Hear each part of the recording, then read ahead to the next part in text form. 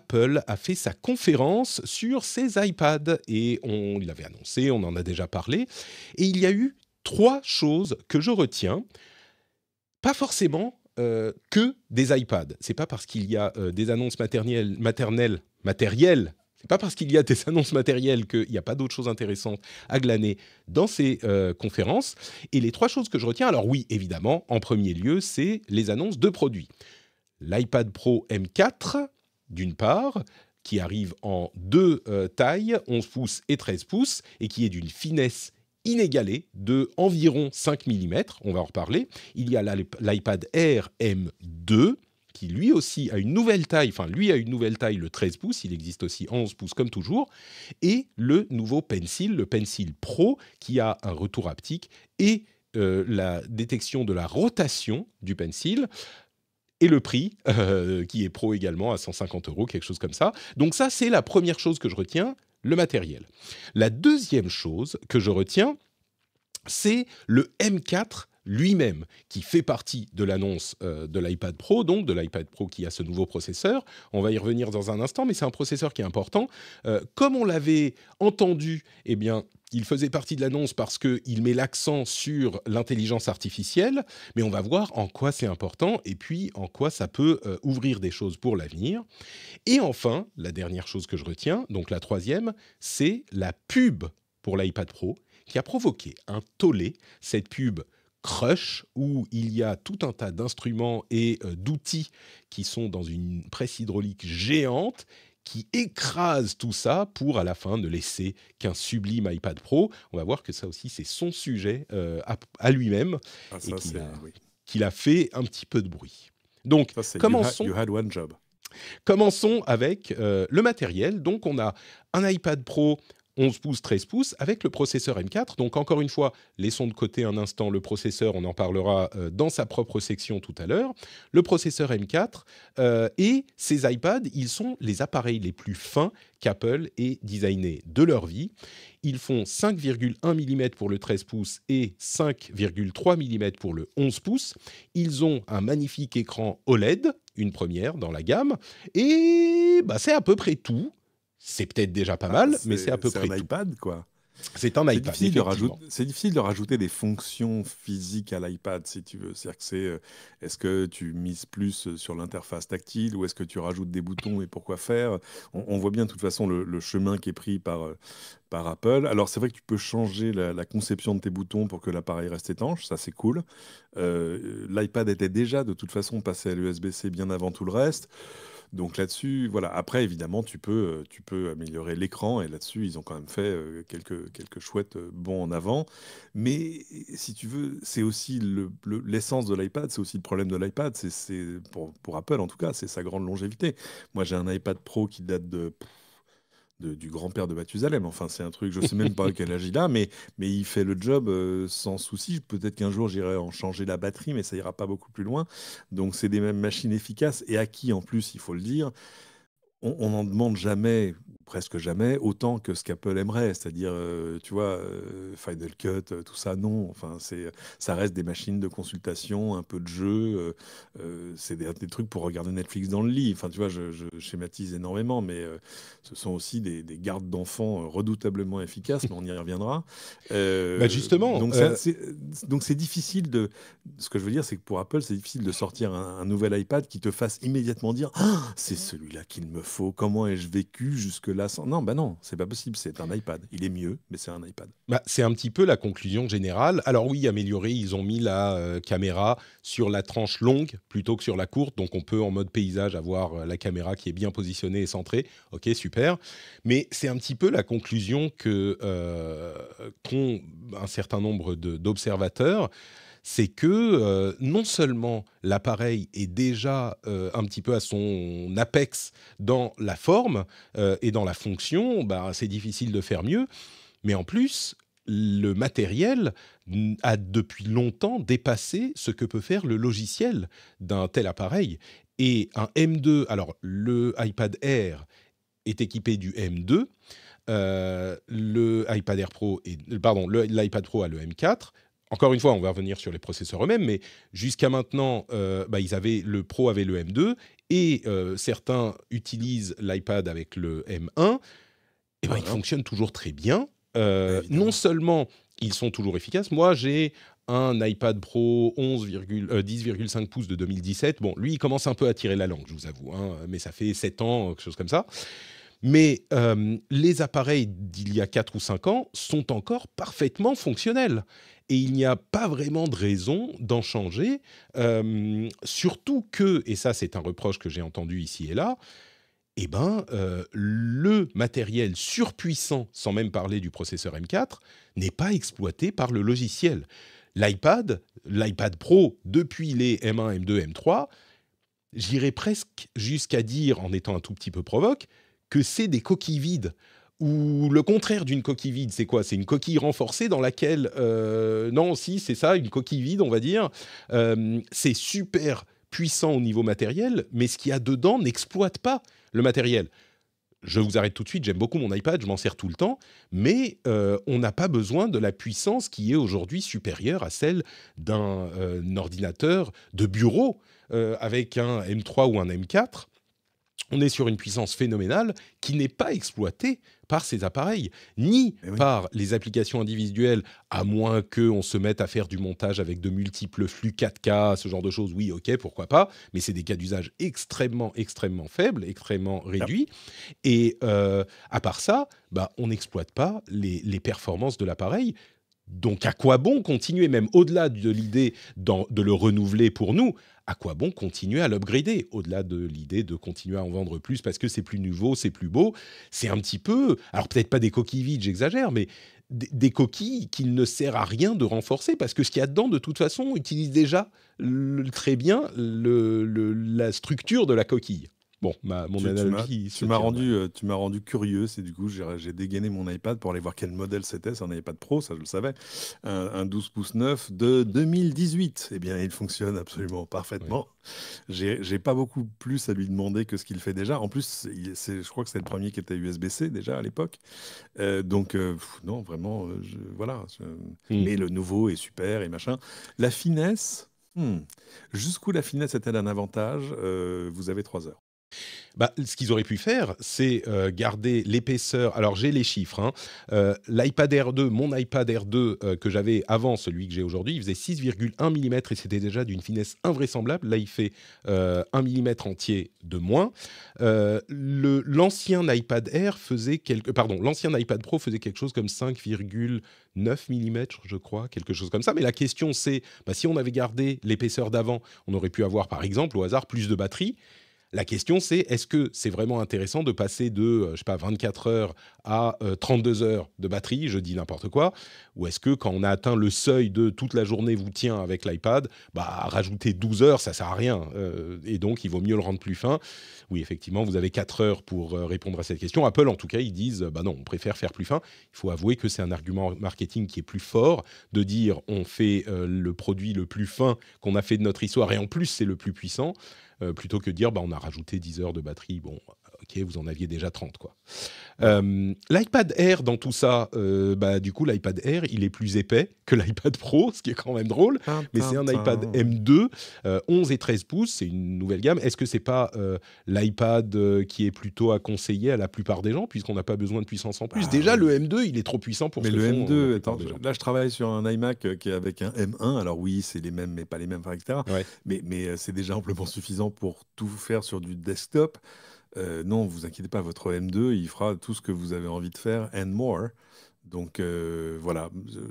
Le truc, c'est que chez Apple, il y a toujours besoin d'un modèle un peu vanity, tu vois ce que je veux dire? Un truc où c'est le top de la mode, etc., qui est super. Je suis pas sûr que celui qui a un M4 en fera plus que celui qui a un M2, sauf cas professionnel, tout ça, très etc. Voilà, je viens de faire tomber mon iPad. Il y a peut-être des gens dont ça changera la vie. On sait que tu voulais en changer, Cédric, mais enfin, c'est pas la peine de casser l'ancien quand même pour justifier. Parce qu'en plus, il est solide, il a résisté à 3 enfants jusque-là. Je veux dire, c'est quand même des machines assez remarquables. Mais ce que je veux dire, c'est que voilà, hors quelques cas particuliers, ça changera pas leur vie. Parce que si vraiment ça change votre vie, alors peut-être que c'est un ordinateur qu'il vous faudrait et pas une tablette. Toujours coincé entre... Alors, bon, on a bien compris ce qu'on dit. Peut-être qu'avec la WWDC, on va avoir des mises à jour de l'OS de l'iPad qui vont justifier cette puissance extravagante. On verra ça dans un mois à la WWDC. Sur le Pencil, un mot peut-être, le Pencil Pro qui a un retour haptique qui vibre un petit peu et donc on peut faire tourner le Pencil et certains outils s'en servent dans les logiciels. Bon, ça a l'air d'être vraiment une utilisation qui est... Ah, pardon, j'oublie un truc. L'iPad de base est également à baisser de prix. Donc, il est moins cher aujourd'hui. Donc, peut-être que c'est celui-là qu'il vous faut. Mais évidemment, il n'est pas super fin. Il n'a pas de processeur M machin, je crois. Est-ce qu'il a un processeur M truc, l'iPad normal ou pas? Je crois pas. Hein. C'est un A17, un truc comme ça. On va regarder tout de suite. Je suis sur le site d'Apple. Je vais pouvoir vous le dire dans l'instant. Il fait tout très bien, hein, évidemment. Et... je ne trouve pas les caractéristiques techniques. On va y aller. Caractéristiques techniques. Processeur. Puce A14. Alors, elle date. C'est une puce qui a 4 ans pour les iPhones. T'imagines, le mien, c'est un A12X et il date de 2018. Oui. Bon, bref, A14, ça fera très bien le job également. Le Pencil, du coup, je sais pas si... Enfin, moi, je suis pas un grand artiste, donc je sais pas si j'aurai beaucoup de choses à dire dessus. Il est sûrement très, très bien. Bon, c'est un truc pour les gens qui sont illustrateurs ou ce genre de choses, et eux, je suis sûr qu'ils sont très contents de l'avoir. Le M4, du coup. Le M4, qu'est-ce qu'ils en ont dit ? C'est le processeur de ce nouvel iPad. Il arrive 6 mois seulement après le processeur M3. Et ce qu'il a de différent, c'est qu'il a essentiellement, il y a d'autres différences, mais essentiellement, il a beaucoup plus de cœurs neuronaux que le M3. Et c'est particulièrement intéressant, bien sûr, parce que ça s'inscrit dans le contexte de la WWDC qui arrive et qui va certainement mettre en avant les fonctionnalités IA, dont on va parler dans un instant, les fonctionnalités IA qui vont être introduites avec tous les nouveaux logiciels. Donc, le M4, c'est vraiment... comme on en avait discuté aux épisodes précédents, c'est vraiment la puce pour l'IA d'Apple et ils en tireront parti à la WWDC. Il faut noter qu'au niveau de l'IA, elle est 2 fois plus puissante que le M3, mais elle est à peine plus puissante que le processeur A17 Pro qui équipe les iPhone Pro de cette année. Pourquoi ? Parce que les iPhones font énormément de travail d'IA en classant vos photos. Enfin, ils font plus d'IA sur l'appareil iPhone que sur les iPads ou même les Mac, parce qu'il y a des trucs qui tournent en permanence, en particulier pour les photos. Bon, là, le M4 fait un petit peu mieux que ça. On peut imaginer que le prochain processeur, le A18, peut-être qu'il changera de nom d'ailleurs, qui sera présenté à la rentrée, genre A18 neuronal, ou ça sera plus bionique, tu vois, c'est bionique depuis des années, ça sera plus bionique. Mais bon, donc voilà, le M4, c'est bien, effectivement, le début de l'ère IA, peut-être un peu plus timidement que ce que j'avais imaginé. Moi, j'imaginais qu'il tape sur les tambours un peu plus fort. Là, ils ont juste dit, il est très, très puissant pour l'IA, il a un super truc de neurones très, très, très, très puissant. Voilà. Je ne sais pas s'il y a grand-chose à dire de plus sur le M4, mais...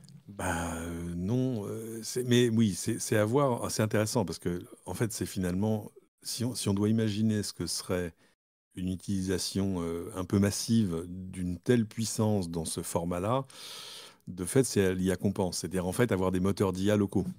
Et là, ça peut devenir intéressant, même si le smartphone reste quand même la maison la plus logique pour ce genre de choses. Mais ah oui, imagine si tu avais un moteur de... Ouais, mais ce serait des trop grosses bases à emporter dans... Parce que le problème de ces machines, c'est qu'elles ont énormément de puissance et pas beaucoup de stockage. Enfin, pas beaucoup, si tu peux avoir 1 Tera, tout ça, mais il faut quand même des grosses bases. Je me suis passionné pour les moteurs d'IA que tu peux avoir en local, que tu peux faire tourner à coup sur ton smartphone, un Raspberry Pi, que sais-je encore. Mais imagine si par exemple pour les créatifs, tu avais un moteur d'IA de génération d'images en local sur ta tablette. Ouais, ce serait cool. En fait, ce qui risque d'arriver, avec la WWDC, on spécule un tout petit peu, mais on peut imaginer l'utilisation de plusieurs modèles d'IA, plusieurs LLM en fonction de l'utilisation. Un truc propriétaire à Apple ou adapté à Apple en local qui tourne uniquement sur votre machine pour certaines requêtes. Et puis le partenariat qui semble avoir été finalisé avec OpenAI, et on va parler du nouveau modèle d'OpenAI dans un petit moment, et qui a des promesses assez hallucinantes. Donc certains usages dans ces cas-là de différents modèles. Une chose que beaucoup de gens semblent ne pas avoir vu passer, il y avait un papier il y a quelques semaines, j'en avais parlé dans l'émission, quelques mois même, d'Apple, qui détaillait un moyen de combiner plusieurs modèles différents pour les utiliser sur le même appareil dans les mêmes requêtes. Et je peux tout à fait imaginer, je suis même assez certain que la promesse d'Apple sera vous pouvez utiliser le truc en local uniquement, réservé à votre vie privée, 100% protégé, vous n'allez jamais sur Internet avec ces modèles, ou alors si vous activez genre OpenAI et Gemini et machin, bon, vous pouvez, on a des partenariats avec différents développeurs, et ben on peut ajouter des fonctionnalités à votre IA.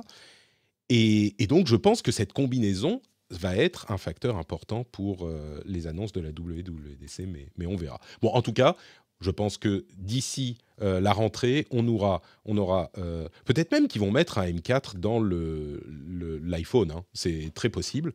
Mais en tout cas, on aura sur tous les produits Apple, on va avoir au moins un modèle avec le M4, je pense. Il y aura donc, on a maintenant l'iPad, il y aura des Mac portables et des Mac de bureau, et puis les iPhones qui auront un équivalent, c'est à peu près certain.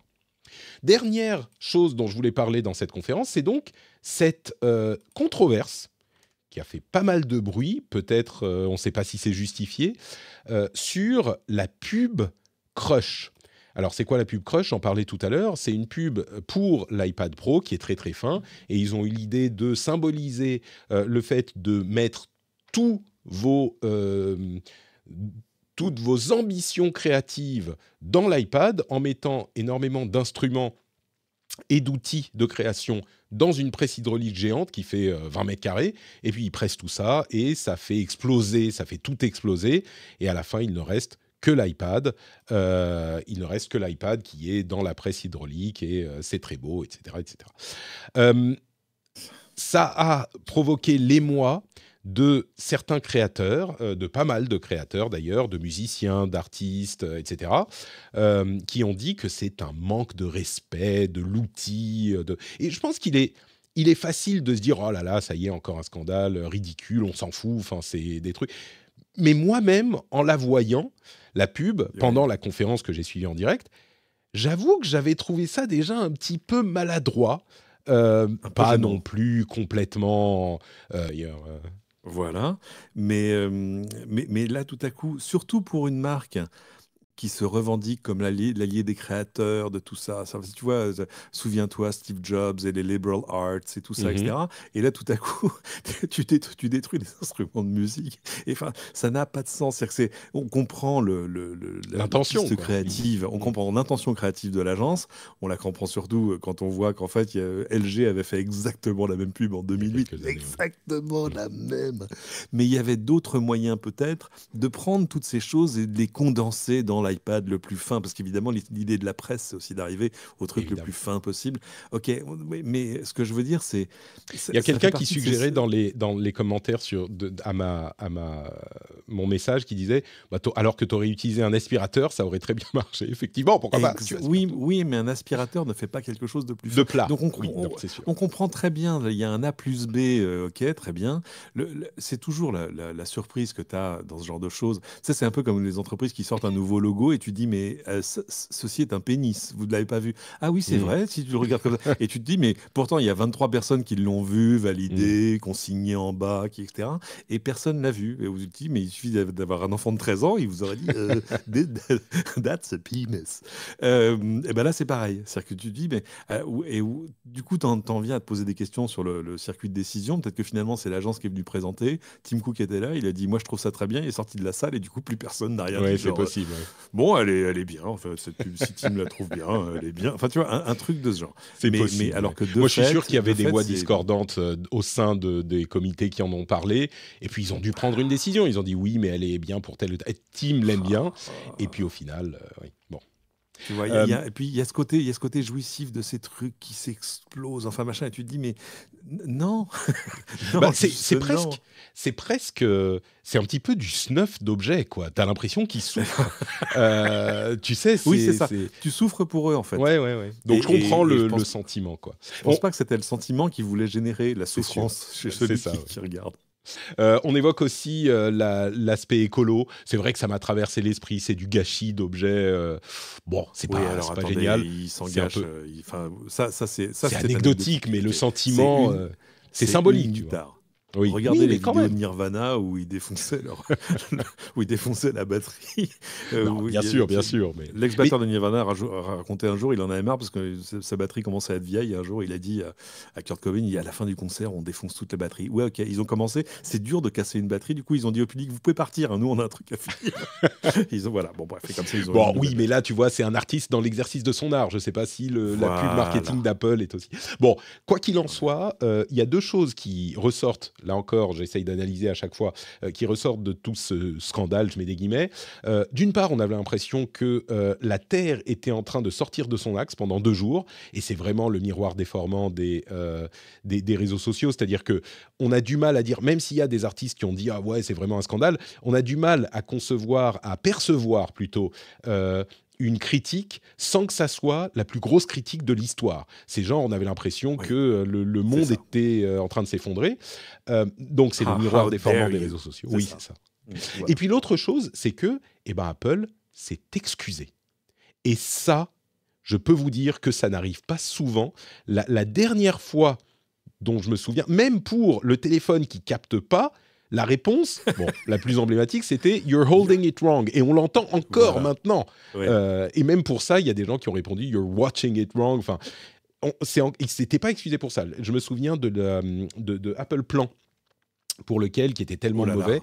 que bah, ils s'étaient non seulement excusés, mais ils avaient viré, je ne sais plus comment il s'appelle d'ailleurs, Oui, oui, bien Skeuomorphism sûr. Man, bref. Oui, exactement, voilà. Que personne Euh, ne regrette, hein, tu remarques. Hein, mais Bah écoute, oui, pas vraiment. Mais enfin, voilà, je vous donc ils conseille sont excusés. un jour quand même, si vous avez le temps, allez regarder ce qu'était l'icône originale d'Apple Plan, qui, si mes souvenirs sont bons, vous précipitait dans une rivière. C'était l'icône, hein. L'icône du plan où en fait tu arrives chez Apple à Cupertino, l'ancien campus, et en fait ça C'est ne ça. marchait pas. C'est-à-dire que déjà ça ne marchait pas. Scott Forstall, merci Cassim, effectivement, c'était lui. Scott Forstall.